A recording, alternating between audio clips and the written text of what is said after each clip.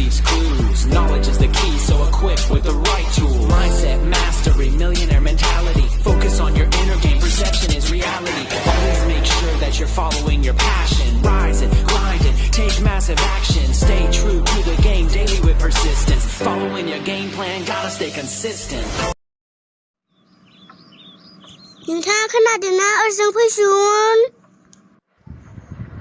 थांगासिनो र अफिसाव थांगोन ना थाङा नोंथाङा नङाबा लेट जागोन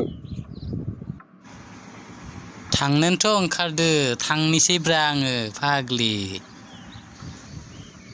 ये हुइना बात दे बिब्दिब्ला फाग्लि थांनिसै र इमान आथुर खालामना नोङो आंसो मिथिगो आंनि खामानियाव खैथायाव थांनांगो बाबाया अफिसनिफ्राय फैदोंना फैयाखै मिथिया फैगोन ना फैयाखैबा